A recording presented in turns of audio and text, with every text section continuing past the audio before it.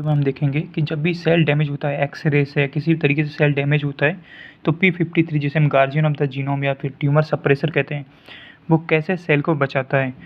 तो वो क्या करता है, सपोज डीएनए डैमेज हुआ तो P53 क्या करता है, सेल साइकिल को उस टाइम पे अरेस्ट कर लेता है ताकि वो डीएनए डिवाइड ना हो और रिपेयर का टाइम मिले।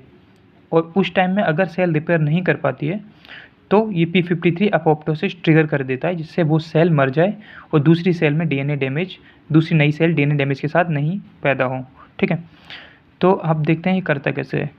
तो जैसे ही डीएनए डैमेज हुआ उसको रिकॉग्नाइज करता है एटीएम और एटीआर काइनेज, ये एक्टिवेट होते हैं CH1 and CHK2 kinase activation.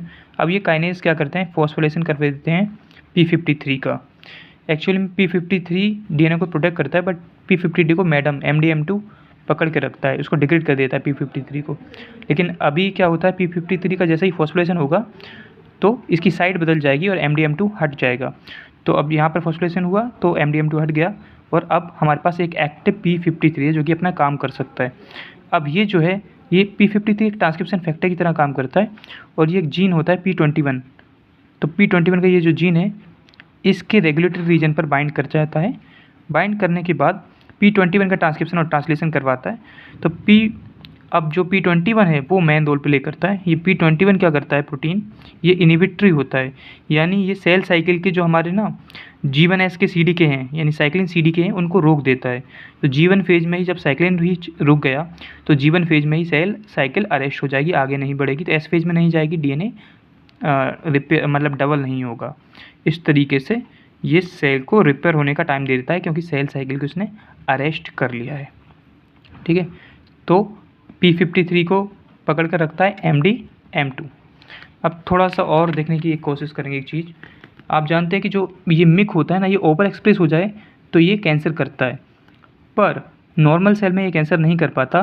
कैसे, देखो, जैसे ही मिक का प्रोडक्शन बढ़ता है, ये प्रोटोऑन्कोजीन होता है, तो एक चेक पॉइंट होता है ARF का, ARF बनता है। ARF क्या करता है, MDM2 को पकड़ लेता है मैडम।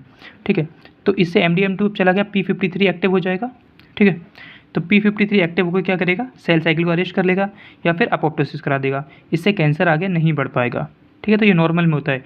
लेकिन इस मिक के ओवर एक्सप्रेशन के साथ अगर एक चीज़ और हो जाए कि ये जो चेक पॉइंट है ARF, ये भी म्यूटेट हो जाए और मिक भी म्यूटेट होकर ओवर एक्सप्रेस करे, तो अब ये चेक पॉइंट नहीं है, तो मिक क्या है, नॉर्मली बहुत ज़्यादा ग्रोथ करवाता है जिससे कि कैंसर हो जाता है। तो इस तरीके से तो ध्यान रखना है, P53 को कौन पकड़ के रखता है, MDM2, और MDM2 को कौन इनहिबिट करता है, ARF। ठीक है, तो इस तरीके से ये पाथवे हो जाता है। सीजन 8 में इस पर क्वेश्चन आता है।